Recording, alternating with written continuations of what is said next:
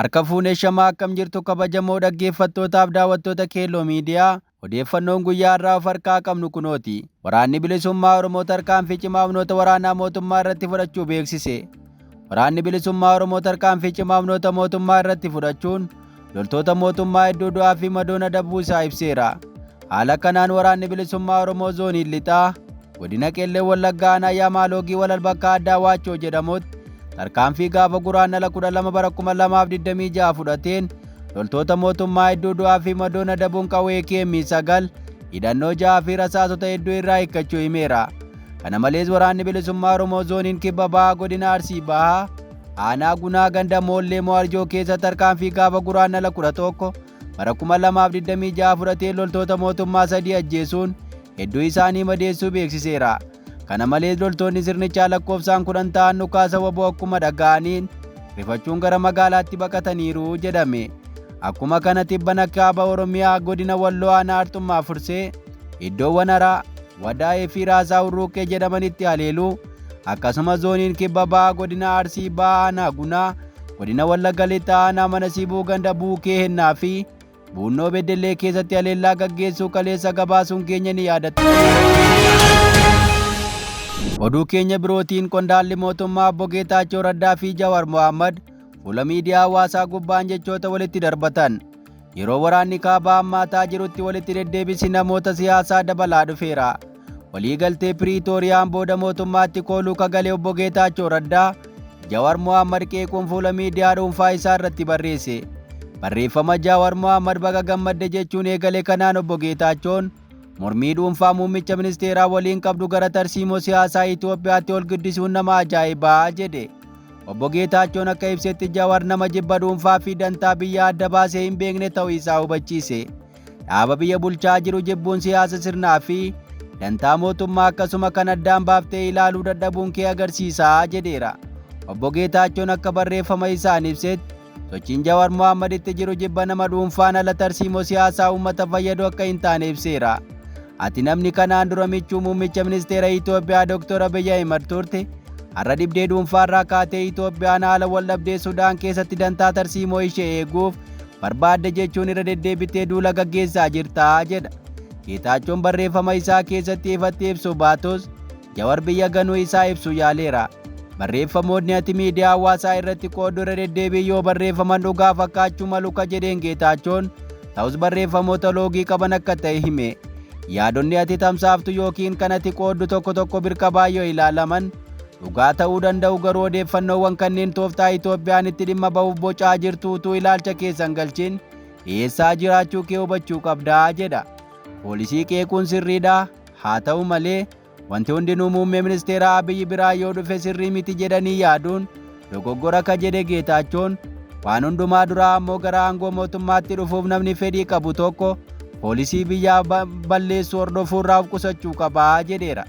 Jawaar Mohaammed qeeqa kanaaf ariitiin deebii kenneen dubbii Obbo Geetaachoo isa kamiif deebii akkan kennu hin beeku waanuma fedheefuu jechuun kan nutti himuu yaalaa jiru milishaa jaanjoo amma Abiyyittii yakka hojjechaa jiru deeggaruudhaa fi dantaa biyyaa ammoo gara waraana Sudaanitti maxxansuudha jechuun gaafata. Viidiyoodhaan ammoo dubbii Obbo Geetaachoon kanaan dura muummee ministeera Abiy Ahmediin namoota xixiqqoo carraa xiqqoodhaan bakka guddaa ga'anii yakka guddaa hojjetan jechuun arrabsaa ture kutee feesbuuk isaa gubbaatti qoodeera. Obbo Geetaachoon afaanuma kaleessa Abiyyiin abaaraa ture nutti galagalee irra goree nu dheekkamuu yaada ergaa jedhu ka dabarse Jawaar dubbiiwwan yeroo waraanni kaabaa ho'ee jiru bara 2020 haga bara 2022 Obbo Geetaachoon haasa'aa ture yaadachiiseera. Oduu keenya itti aanuun barreessaa gamtaa mootummootaa dabalatee hooggantoonni Afrikaa hedduun yaa'ii gamtaa Afrikaa 39ffaa Finfinnee seenan. Yaa'ii gamtaa Afrikaa 39ffaa irratti hirmaachuuf Antooniyoo Guuteres barreessaa gamtaa mootummootaa dabalatee gaggeessitoonni biyyoottanii fi dippiloomaatonni Finfinnee galuu isaaniitu himame. Guuteres guyyaa kaleessaa buufata xiyyaaraa idil addunyaa Boolee yoo ga'an pirezidaantiin baankii misooma Afrikaa Dr. Chidii Yoldii fi ministeerri karooraa fi misooma Itoophiyaa Fitsum Asaffaa simataniiru. Guuteres sirna baniinsa walga'ii gamtichaa irratti haasaa baniinsaa akka taasisan akkasumas gaggeessitoota biyyoottanii waliin mariis akka gaggeessan ibsameera. Guuteresittis dabalata dura taa'an gamtaa Afrikaa fi pirezidaantiin Angoolaa ammaa Joo Loorensoo, pirezidaantiin Jibuutii Ismaa'eel Omar Giillee fi akkasumas ministeerri dhimma alaa Somaaliyaa Abdisaalaam Abdii yaa'ii kanaaf jecha Finfinnee galaniiru. Dhufaatii hooggantoota kanaa cinaatti ministeerri dhimma alaa Itoophiyaa Dr. Geediyoon Timootiyoos qondaaltota olaanoo Keeniyaa fi Faransaay waliin marii waloo gaggeessaniiru. Mariin isaanii tumsa biyyoota lamaanii fi kan naannoo cimsuu irratti xiyyeeffate ta'us ibsame. Walga'iin Gamtaa Afrikaa 39ffaan dhiyeessa bishaan amansiisaa fi eegumsa qulqullinaa mirkaneessuu milkina karooraawwan ajandaa 2063 mata duree jedhuun gaggeeffama. Keenya birootiin Abuut walii galtee Piriitooriyaa yoo cabu callisnee hin teenyu jedhe. Dura ta'aan adda bilisa baasaa uummata Tigraay Dabratsiyoon Gabra Mikaa'el walii galteen dhukaasa dhaabuu Piriitooriyaa yoo cabu callisnee hin teenyu jechuun akeekkachiisa laate. Akkasumas TPLF dadhabuun faffaca'ee jira jechuun kan haasa'amu sobadhaa jedhan. Dabalaniis qaamoleen idil addunyaa akka Gamtaa Afrikaa, Ameerikaa fi Gamtaa Awurooppaa yaaddoo qofaa irratti ibsa baasu osoo hin taane tarkaanfii qabatamaa akka fudhatanillee waamicha dhiyeessaniiru. Kaleessa ibsa miidiyaaf kennan kanaan Dabratsiyoon TPLF bittinnaa'ee jira jechuun ololli irratti oofamu haalaniiru. Nuti hin dadhabne yookaas adda hin facaane akka jedhan namni kun haala dhufu kamiyyuu keessatti lammiileen Tigraay akka biyya keessaas ta'ee biyya alaa jiraatan tokkummaa isaanii akka cimsanii fi qaamolee nageenya booressan kamiyyuu dura akka dhaabbatan dhaaman. Dabratsiyoon haala dhiyeenya naannicha mudate irratti bakka bu'oota Gamtaa Afrikaa, Awurooppaa, Ameerikaa waliin quunnamtii cimaa akka taasisaa jiran himuun dhaabbileen kunneen yaaddoo qaban qofaa irratti ibsa kennuu osoo hin taane tarkaanfii barbaachisu fudhachuu akka qabanis gaafataniiru.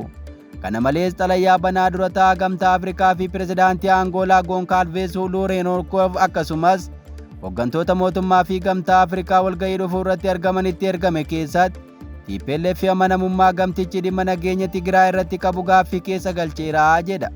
Xalayyaan kun akka ibsutti Gamtaan Afrikaa akka qaama araaraa fi waliigaltee nagaa sadaasa bara 2022 Piriitooriyaa irratti hirmaattetti itti gaafatamummaa siyaasaa fi naamusaa waliigalteen sun akka hin diigamne tiksuu qabaa jedha.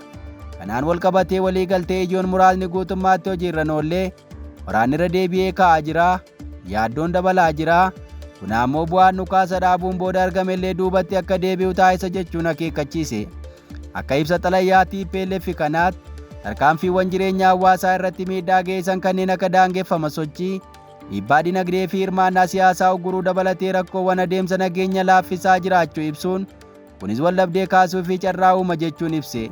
Yoo waliigalteen hojiirra hin oolle ta'e kaaba Itoophiyaa tasgabbii dhabamsiisuuf jechama Afrikaan furmaata rakkoo Afrikaatiif jedhamu irratti amanamummaa hir'isuun akka danda'u hubachiiseera. Waliigaltee nageenyaa akka meeshaa jireenyaatti itti ibsuun tarkaanfii mul'atuu fi hojiirra oolmaan isaa dhugaa uummata biratti amantaa tikfachuuf murteessaa akka ta'e xalayyaa kanaan eere. Hooggantoonni Gamtaa Afrikaa walga'ii dhufu kana irratti waliigaltee dhukaasa dhaabuu akka hojiirra oolu dirqama ta'uu isaa mirkaneessuun qaamoleen hundaa akka guutummaatti hojiirra oolchaniif dhiibbaa gochuu akka qaban waamicha dhiyeesseera. Waamichi kun sirni hordoffii gamtichi taasisuun kan mirkanaa'uu fi waliigaltee keessatti wantoota karoorfaman saffisaan akka hojiirra oolanis gaafateera. Sirni mootummaatis akkaataa heera mootummaatti akka deebi'u, eegumsi lammiilee nagaa akka taasifamu, namoonni qe'ee isaanii irraa buqqa'an nagaadhaan akka deebi'an gaafatee akkasumallee gargaarsi namoomaa irratti qoqqobbiin kaa'amee akka dhaabbatuu fi mariin siyaasaa sirnaan akka gaggeeffamu dhaamee jira. Egaan kabajamoo dhaggeeffattootaaf daawwattoota Keelloo Miidiyaa odeeffannoon irraa of harkaa qabnu kanan gammaa dhaggeeffattan ture. Qophii keenyaaf waliin turtii gaarii.